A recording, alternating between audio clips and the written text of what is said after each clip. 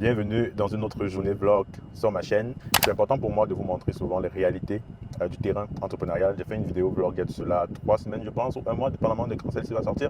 Et elle a été beaucoup appréciée, donc je me suis dit que de temps en temps, bien sûr dans la mesure de ma disponibilité, je vais faire souvent des journées vlog comme celle-ci. Aujourd'hui, c'est une journée vraiment intéressante parce que je vais passer par le supermarché qui est, je pense, un business qui me plaît beaucoup et qui plaît beaucoup à mon audience. D'ailleurs, récemment, j'ai fait un sondage sur la chaîne et vous avez répondu majoritairement que vous voulez du contenu sur tout ce qui est distribution et grande industrie, donc je vais en faire pas mal sur la chaîne. Aujourd'hui, justement, dans le cadre de mes activités, je vais visiter le supermarché et c'est intéressant parce que j'ai une séance photo de l'espace commercial aujourd'hui. Vous savez que la photographie, c'est l'un des premiers business que j'ai commencé, donc c'est une passion pour moi et je suis super content, ça se voit, parce que aujourd'hui, mes deux passions vont être réunies, à savoir la distribution et la photographie. Vous savez, quand vous faites une ouverture dans un environnement comme celui de Yaoundé ou surtout comme un environnement comme celui de Mokolo, où après un certain temps, votre investissement va sûrement être sali, que ce soit par l'environnement, par les clients qui rentrent, parce que vous avez vu le supermarché, il est complètement blanc. Donc souvent c'est intéressant d'immortaliser votre investissement au tout début pour avoir justement assez de belles images, de belles vidéos que vous allez pouvoir réutiliser par la suite, peut-être pour la promotion, etc. Donc c'est ce qui est prévu aujourd'hui. Alors si c'est la première fois que tu te retrouves sur cette chaîne, bienvenue. Clique sur le bouton t'abonner pour rester justement à l'affût de ce type de contenu-là. Ici, on parle de business, on parle de mindset, on parle de développement personnel, bref, tout ce qui peut t'aider à t'améliorer et à faire du business sur le continent africain. Alors je te dis bienvenue dans mes aventures entrepreneuriales. C'est parti. C'est Noël chez Oumbe et nous pensons à vous. Grâce à notre service spécial fête de Noël chez Oumbe, envoyez de l'amour à vos proches au Cameroun en toute simplicité. Commandez des produits essentiels comme du riz, de l'huile, du savon, du lait ou encore du café depuis l'Occident. Que vous soyez en Europe, au Canada, aux États-Unis ou ailleurs. Avec Oumbe, profitez des prix les plus bas pour faire plaisir à votre famille tout en respectant votre budget. Le paiement est sécurisé et facile, effectuez-le en ligne où que vous soyez. Une fois la commande passée, Oumbe s'occupe de tout. Préparation des produits et livraison directe à vos proches ou retrait en magasin. Pour un Noël chaleureux et plein de bonheur, faites confiance à Oumbe. Commandez dès maintenant via WhatsApp au 677 24 31 37. Oumbe, votre partenaire pour des fêtes réussies au Cameroun. Donc aujourd'hui, c'est une journée assez light pour moi parce que je suis sorti à 10 h. Ça m'arrive aussi de la maison. C'est ça justement l'avantage d'avoir la flexibilité quand tu entreprends, c'est que tu peux avoir des semaines de rush. Disons les 5 derniers jours, je suis vraiment sorti très tôt le matin. J'ai vraiment beaucoup travaillé, donc je faisais les journées quasiment de 6 h jusqu'à 23 h. Des fois, je travaillais jusqu'à minuit à la maison avant de me coucher. Et aujourd'hui, je pense à plutôt relax, donc je commence à 10 h. Récemment sur Internet, il y a eu un gros débat sur l'immigration versus le fait de rester au pays à entreprendre pour certains qui ont déjà un certain niveau d'activité. Et donc, dans ce débat-là, j'ai vu plusieurs personnes énumérer les bénéfices en fait de l'immigration, que ce soit en termes de sécurité, de stabilité, de santé, etc. versus les défis auxquels on fait face quand on vit sur le continent, ou plus particulièrement le Cameroun. Et donc, ça a créé pas mal de discussions, pas mal d'interventions, pas mal de contradictions. C'est bien beau. D'ailleurs, j'ai aussi participé et je pense que j'ai donné un avis que je vais te donner dans cette vidéo-là. Ici, je voulais plutôt revenir sur l'importance, d'après moi, de la diaspora sur le développement de l'Afrique. Parce que pour moi, débattre sur les bénéfices de l'immigration, j'ai pas envie de dire que c'est un faux débat, mais c'est un débat un peu biaisé en fait, parce que il serait malhonnête de ne pas reconnaître les bénéfices de cette immigration-là, que ce soit sur le plan déjà intellectuel même, sur le plan de la sécurité, sur le plan de la santé, etc. Donc, les bénéfices de l'immigration, ils sont là. Ça ne sert à rien de faire comme s'ils n'existaient pas. Ils sont là, ils existent. Et puis, il faut aussi se dire, 95% des gens sont des personnes moyennes. Je veux dire, les gens qui sont prêts vraiment à entreprendre, à mouiller le maillot, sont très peu nombreux. Donc, partant de ce postulat-là, vaut mieux être une personne moyenne en Occident en ce moment qu'être une personne moyenne en Afrique.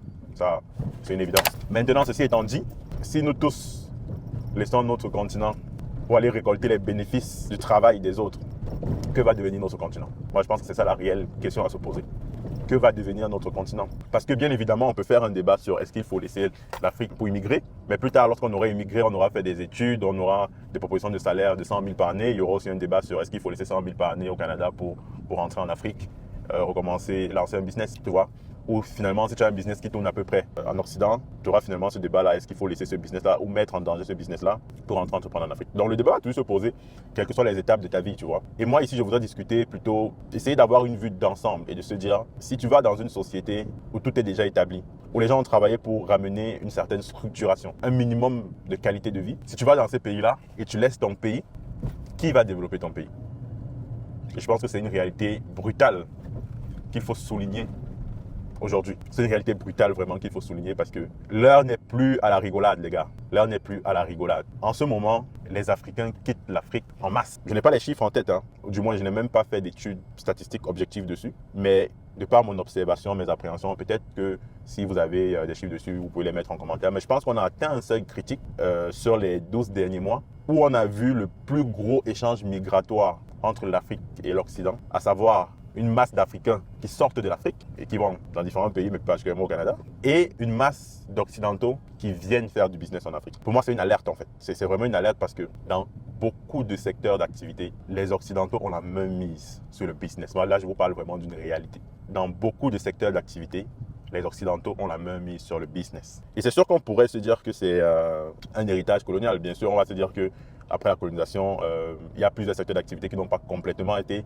laissés par les Occidentaux. Si je prends par exemple le secteur du fuel, c'est-à-dire les stations-service, encore une fois, je n'ai pas fait d'études, c'est un vlog, je n'ai pas vraiment regardé statistiquement, je n'ai pas vraiment préparé cette vidéo, donc je le dis juste comme je le sens. Depuis gamin, j'ai toujours vu plusieurs stations occidentales, Total, etc., qui sûrement ont été implantées au Cameroun ou en Afrique en général, bien avant ma naissance, peut-être pendant la colonisation, etc. Donc ils sont restés là, ils avaient le monopole et continuent de se développer. Ça c'est vrai. Mais par contre, il y a des secteurs d'activité où je vois plutôt les Occidentaux entrer sous les yeux des locaux. Aujourd'hui, je suis dans la grande distribution, Les leaders de la distribution, d'après moi, sincèrement, les leaders de la distribution au Cameroun, aujourd'hui, pour moi, c'est les Occidentaux. Et je ne me souviens pas, et là, vous allez vraiment me corriger si je me trompe, je ne me souviens pas qu'ils soient entrés dans ce secteur-là avant les locaux. Moi, quand j'étais gamin, les premiers supermarchés au Cameroun, du moins dans la ville de Yaoundé, peut-être qu'à Douala, il y avait déjà Carrefour, même s'il n'était pas très bien développé, je ne sais pas. Dites-moi en commentaire, est-ce que dans les années 2000, Carrefour était déjà au Cameroun? Ça, je ne sais pas.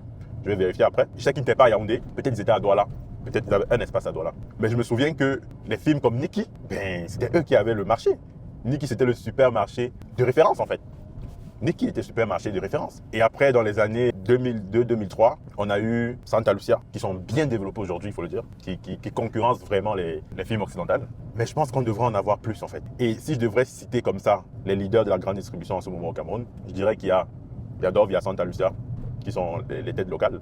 À côté de ça, tu vas avoir Carrefour, tu vas avoir Super U, tu vas avoir Spar. Carrefour, Super U, Spar, c'est les étrangers. Tu auras Maïma. Je parle vraiment des leaders, hein. Le reste là, je pense qu'ils se débrouillent. Niki, complètement sorti du plateau. Tu vas voir, comme j'ai dit, Dove, Santa Lucia. Et je ne les mets pas, parce que je les cite pas en premier parce que je pense qu'ils sont les premiers. Sincèrement, je n'ai pas les chiffres, je ne sais pas qui est devant qui en termes de marché. Mais tu vas avoir Dove, Santa Lucia, Carrefour, Super U. Tu auras Spar et Maïma, ça fait 6. Et dans ces 6-là, tu as 2 locaux. Ah oui, j'ai oublié Casino, parce qu'il y a Casino aussi qui pointe la tête là. L'analyse que je veux faire ici, c'est que sur ces 7 leaders que je viens de citer, y comprenant Casino, de mémoire, il n'y avait que Maïma, ceux qui étaient là vraiment depuis longtemps. Tu avais Maïma, Casino aussi était là depuis longtemps. C'est vraiment les deux que je m'en souviens. Et à l'époque, tu avais Niki aussi qui est complètement sorti. Casino et Maïma, ils se battent. Sincèrement, je ne dirais même pas que c'est des leaders. Vraiment, ils se battent. Je dirais même qu'ils ont stagné ou ils ont redressé depuis 20 ans. Et tu as des films qui sont développés comme Dove, comme Maïma, Super U aussi, Carrefour aussi, Spar aussi avec les beaux espaces. Et pour moi, je ne suis pas en train de faire cette vidéo pour dire que les Occidentaux ne devraient pas se développer. Mais nous aussi, quand on immigre pour aller en Occident pour chercher les meilleures conditions de vie, et aussi, s'ils voient un marché libre en Afrique, ils vont aussi se lancer. Donc, c'est de très bonnes guerres. Aujourd'hui, on est dans la mondialisation, tout le monde fait ce qu'il veut. Mais la question que je me pose, c'est pourquoi les Africains de la diaspora, là je vais parler particulièrement aux gens de la diaspora, parce qu'il faut dire que Dove et Santa Lucia, ce n'est pas des mecs de la diaspora, c'est des locaux qui sont développés sur place. Pourquoi les mecs de la diaspora, avec toutes les études qu'ils ont faites, l'expérience qu'ils ont, bien souvent dans les entreprises étrangères, ils sont souvent leaders. Donc c'est-à-dire qu'ils ont les mêmes armes de réflexion que finalement les Occidentaux. Pourquoi ils ne voient pas ces opportunités? Ou alors s'ils voient ces opportunités, pourquoi il y a ce frein à venir investir au pays, à venir saisir les opportunités que les autres saisissent? Pourquoi il y a ce frein-là? Bon, là, je sais que plein de personnes vont me répondre en commentaire. Ouais, la politique, les mentalités, les gens ne veulent pas travailler, il y a du vol, etc. Ça, c'est vrai. Mais ce que je veux faire remarquer, c'est que ces Occidentaux, quand ils arrivent ici, ils font face à ces mêmes réalités. Si je m'attarde par exemple sur le personnel, la ressource humaine, qui est un frein incroyable aujourd'hui pour la diaspora d'entreprendre en Afrique, j'en ai déjà parlé dans plusieurs vidéos ici, je me rends quand même compte que ces filles occidentales, quand elles arrivent, elles font affaire avec la ressource humaine camerounaise. C'est-à-dire que quand tu entres à Carrefour, quand tu entres à Spar, c'est des Camerounais qui travaillent là. Et ils sont polis.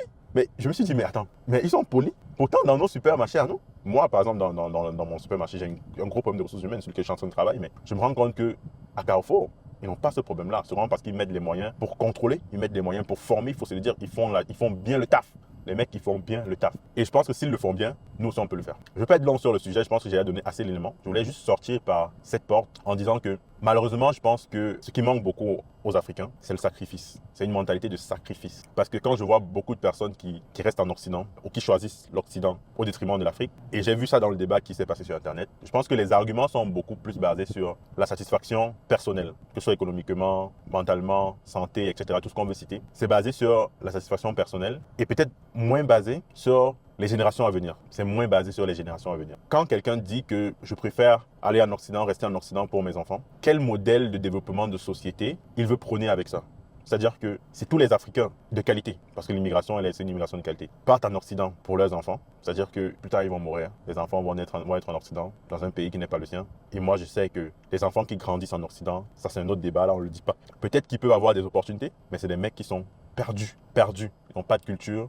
Ils sont complètement perdus. J'ai même envie de dire qu'ils sont un peu... En tout cas, ils sont pas normaux. Moi, j'ai toujours dit que les enfants qui grandissent en Occident, c'est compliqué. Ils ont des problèmes identitaires assez forts. Et bien souvent, si je prends par exemple le cas du Canada, tu vas te rendre compte que les premières diasporas arrivées au Canada sont les Haïtiens. Et les Haïtiens sont à leur deuxième ou troisième génération au Canada. Et pourtant, c'est pas eux qui occupent les meilleurs postes. C'est ces enfants d'Haïtiens-là qui sont à la troisième, quatrième génération, c'est pas eux qui occupent les meilleurs postes. Bien souvent même, les Africains qui ont immigré, qui sont la première génération, qui ont connu la difficulté ici en Afrique, en général, je trouve, arrivent beaucoup plus loin que ces enfants de deuxième, troisième génération. Et donc, je reviens sur mon propos pour dire quel modèle de société on veut construire avec ça. Est-ce qu'il ne serait pas mieux de se sacrifier en tant que génération et de venir prendre sa place au pays? Est-ce que ce n'est pas un modèle de société qui serait plus viable, plus aisé pour nos enfants que d'aller dans une société des autres et vouloir profiter des richesses qu'ils ont bâties? J'ai mon avis sur la question. J'espère que vous allez répondre en commentaire. C'est vrai que ce débat aurait pu être l'objet d'une vidéo entière, d'une vidéo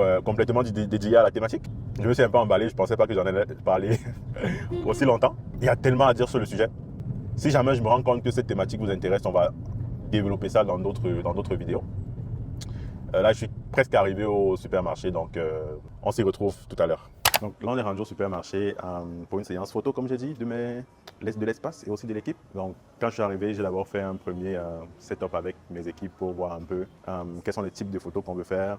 Idéalement, nous, on compte faire des photos pour un site web aussi pour Google My Business. Donc c'est des photos assez standards, assez professionnelles, juste pour immortaliser l'état de l'espace commercial tel qu'il est aujourd'hui, avant qu'il ne se dégrade donc progressivement.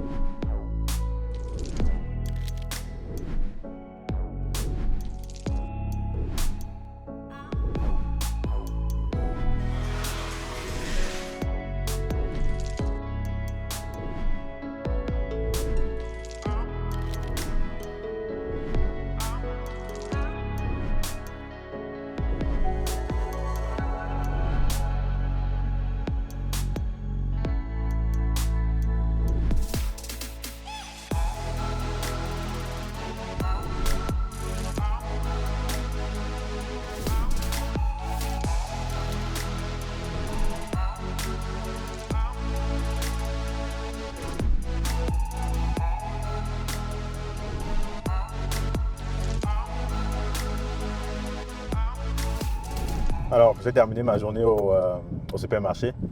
Journée vraiment énergivore. Il est à peu près 16 heures. On a fait le tournage, on a pris les photos. J'ai profité pour tourner d'autres vidéos qui vont sûrement sortir sur la chaîne aussi. J'ai eu une réunion stratégique avec l'équipe qui travaille en ce moment dans le supermarché. Maintenant, je pense que je vais rentrer à la maison parce que mon internet a été coupé au bureau.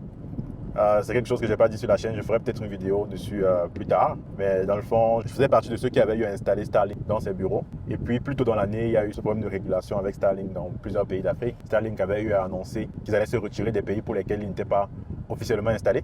Bien évidemment, l'effectivité de cette décision-là a tardé à venir. Mais elle est effective aujourd'hui. Ça fait quelques semaines déjà que Starlink ne fonctionne plus. Donc, j'ai contacté une entreprise locale pour pouvoir avoir des services Internet. C'est quelque chose qui est en train de se faire. J'espère pour bientôt que ce sera prêt. Et donc, quand j'ai besoin d'avoir une forte connexion pour des téléchargements et autres, je ne peux pas le faire au bureau. Donc, comme j'ai une connexion plus ou moins acceptable à la maison, je vais le faire à la maison. Et bien évidemment, je ne vais pas filmer où je vis. Donc, ceci étant dit, ça marque la fin de cette vidéo. Si tu es nouveau sur la chaîne et que les sujets que nous avons abordés dans la vidéo sont des sujets qui t'intéressent, n'hésite pas à t'abonner. Tu cliques sur le bouton t'abonner et tu cliques aussi sur la cloche de notification pour rester à l'affût ou alors pour être signifié quand les nouvelles vidéos sortent sur la chaîne. Tu sais, on a une très petite communauté. On grandit à peine. C'est important pour moi de rester vraiment connecté avec la plupart de mes abonnés. J'aime aussi beaucoup faire ce type de vidéo vlog où je ne prépare pas forcément une thématique en particulier, mais je brosse un peu tous les sujets parce que ça me permet justement de voir quels sont les sujets qui attirent le plus votre attention et qui me permettra de les développer par la suite. Vous savez, la chaîne elle est petite. Je suis quelqu'un qui est très attentif aux chiffres. Je regarde beaucoup les analytiques, plus particulièrement les sujets que les gens recherchent, l'attention gardée tout au long des vidéos que je fais et bien évidemment les commentaires qui me permettent d'orienter les thématiques de mes prochaines vidéos. Alors, merci beaucoup d'avoir suivi cette vidéo. Si tu es rendu jusqu'à la fin, écris en commentaire « Je suis rendu jusqu'à la fin » ou bien écris en commentaire « Fin » et il y a un petit cadeau que je te donnerai dans la prochaine vidéo. Allez, je te dis à très bientôt pour la suite.